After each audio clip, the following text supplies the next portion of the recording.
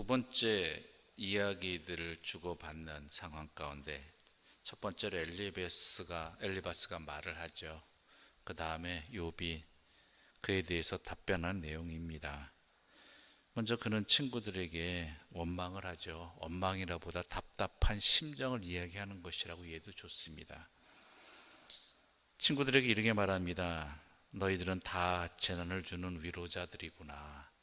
위로한다고 하는데 그 위로가 나에게 재난이구나, 이 말입니다. 그렇죠. 우리가 읽어서 알겠죠. 욥의 입장에서 그 말들이 위로로 들리겠습니까? 위로라고 하는데 재난을 준다라는 것이죠. 그러면서 친구들에게 말합니다. 그들의 말이 헛되다라는 것, 그리고 말로 치고 있고, 게다가 내 입장이면 너희와 같이 말할 수 있지만 나는 그렇게 말하지 않는다라고 말하죠. 너도 너희들과 같이 머리 흔들면서 이렇다 저렇다 말할 수 있는데 나는 도리어 너희를 향해서 위로로 너희의 근심을 근심을 풀기 위해 위로했을 것이다 라고 말을 하고 있는 것입니다. 친한 친구였기 때문에 아마 아쉬움이 컸을 것이고, 또한 그로 인해서 도리어 긁어부스럼을 만드는, 상처에다 도리어 더 소금을 끼얹는 그들의 행동이 크게 다가왔던 것 같습니다. 그렇게 친구들을 원망한 후에 또 그는 하나님에 대해서도 이야기합니다. 하나님에 대한 탄식의 말들이 나오죠. 왜냐? 우리 6절의 말씀 함께 읽어볼까요? 6절입니다. 함께 읽겠습니다. 내가 말하여도 내 근심이 풀리지 아니하고 잠잠하여도 내 아픔이 줄어들지 않으리라. 말해도 풀리지 않고, 또한 가만히 있어도 아픔이 줄지 않는 상황이어서 이 아픔을 어떻게든 표현하고 싶은 겁니다. 이 아픔을 어떻게든 말하고 싶은 겁니다. 그래서 하나님에 대해서 하나님께 탄식하듯이 이야기하는 겁니다. 주께서 나를 피로하게 하셨고, 또한 나를 식물처럼 시들게도 하셨고 하는, 또한 9절을 보게 되면 원수가 되어서 날카로운 눈초로 나를 보신다라고 이야기하고 있습니다. 이러한 욥의 원망이 우리에게는 어찌 보면 어색하게 다가옵니다. 욥이 드디어 지쳤나?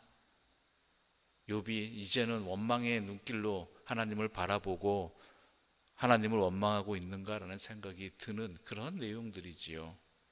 왜냐하면 우리가 아는 욥은 어떻습니까? 재난 당했을 때에 주신 이도 여호와시요 찾으시는 이도 거두시는 이도 여호와시다라고, 도리어 그러면서 여호와께서 찬송을 받으실 것이다라고 했던 사람이 욥 아닙니까? 게다가 자신이 중병에 걸렸을 때도 하나님께 복을 받았은즉 화도 받지 않겠느냐라고 도리어 말했던 사람이 욥인데, 이제는 욥이 하나님에 대해서 내 집안을 패망하게 하셨고, 또한 나를 시들게 하셨고, 나를 원수같이 노려보게 하시고 나를 대적하고 계시다라는 이런 말을 하고 있다라는 것이죠. 욥의 심경이 변화된 것 같이 느껴집니다. 그러나 여러분 잘 읽어보시면 그렇지 않다라는 것이죠.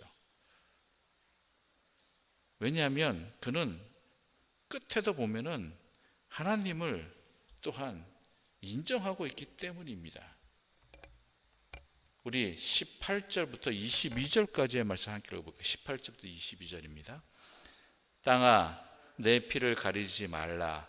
나의 부르짖음이 쉴 자리를 잡지 못하게 하라. 지금 나의 증인이 하늘에 계시고 나의 중보자가 높은 데 계시니라. 나의 친구는 나를 조롱하고 내 눈은 하나님을 향하여 눈물을 흘리니, 사람과 하나님 사이에와 인자와 그 이웃 사이에 중재하시기를 원하노니 수년이 지나면 나는 돌아오지 못할 길로 갈 것임이니라. 아멘. 하나님을 인정하고 있단 말이에요. 하나님이 나의 중보자시고 그분이 높은 데 계시고 또한 중재하시기를 원한다라고 말하고 있다는 것이죠. 그럼 이 앞부분에 하나님에 대해서 원망하듯 표현하고 있는 이 내용들은 도대체 뭐냐라고 생각할 수 있습니다. 욥의 마음은 변하지 않았습니다. 주신 이도 여호와시고 거두신 이도 여호와시고 여호와께로부터 복을 받았으니 화도 받지 않겠느냐라는 그 여호와 하나님을 향한 그 믿음은 변하지 않았습니다. 그러나 자기에게 벌어지는 이런 일들이 하나님께로부터 비롯되었다라는 것을 말하고 있는 것입니다. 이 모든 일, 나를 미워하시는 분도 미워하듯이 노려보시는 분도 하나님이시고, 또한 나를 피로하게 하시는 분도 하나님이시고, 나의 온 집안을 패망하게 하신 분도 하나님이시고, 나를 시들게 하신 분도 하나님이시고, 나를 대적하시는 분도 하나님이시라는 것입니다. 욥의 아내가 말했듯이 하나님을 원망하고 욕하는 것이 아니라 자신의 아픔에 대해서, 이 고통에 대해서 표현을 하는데, 말을 하는데, 이 모든 것들이 하나님께로부터 비롯되었다. 그렇지만 욥은 하나님을 원망할 보다는 이건 하나님께로부터 비롯된 것이다라는 것이죠.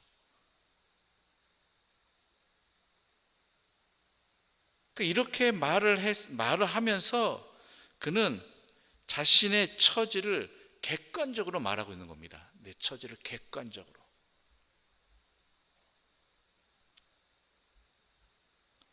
그렇게 한 이유가 뭐냐? 도대체 하나님을 인정하는 거예요. 하나님을. 그렇지만 나는 하나님을 인정한다는 것은 뭐예요? 하나님을 원망하지는 않는다. 다만 하나님께서 나를 중보해 주시고 중재해 줬으면 좋겠다. 더 늦기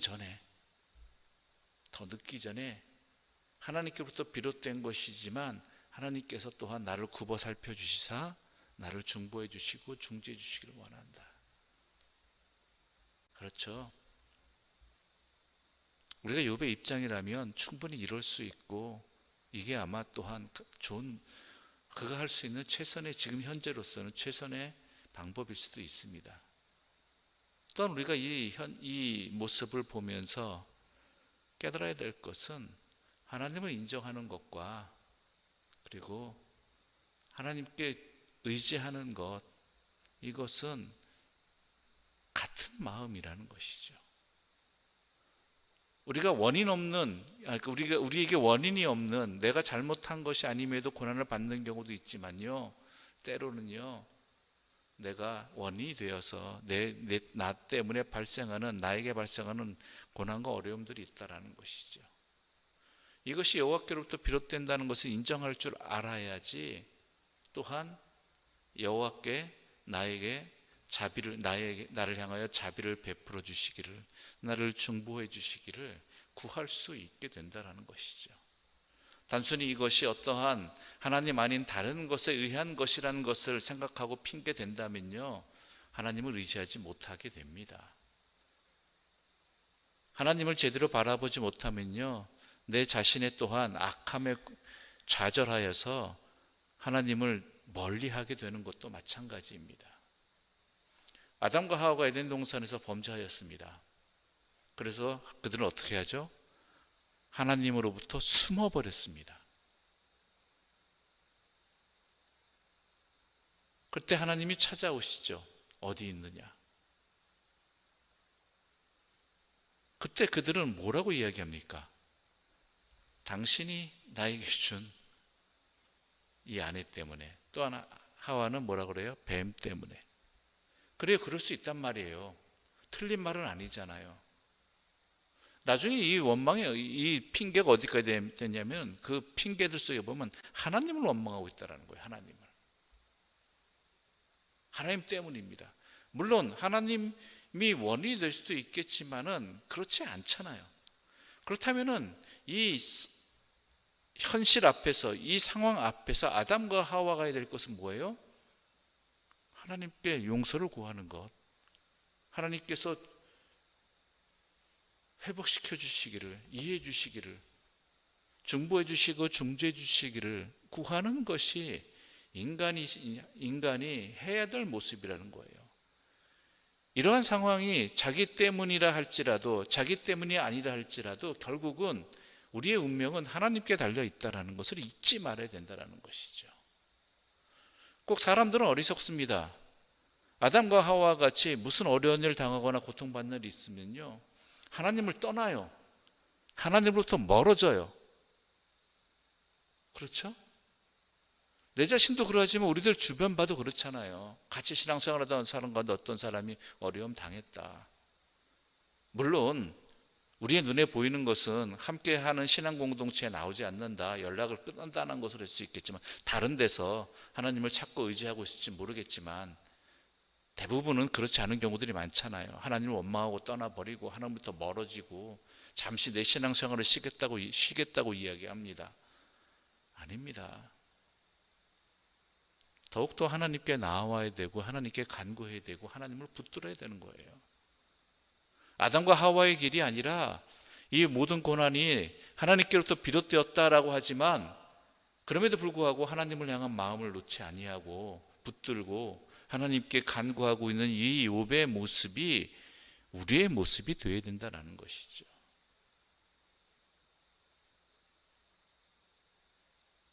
너무나 안타까운 일입니다. 우리들 눈에 보여지는 현실들은.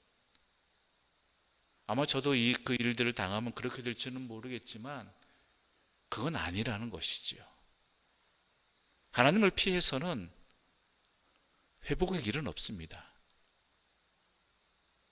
해결은 없습니다. 해결된 것 같이 보일지 모르겠지만 진정한 해결은 아닙니다.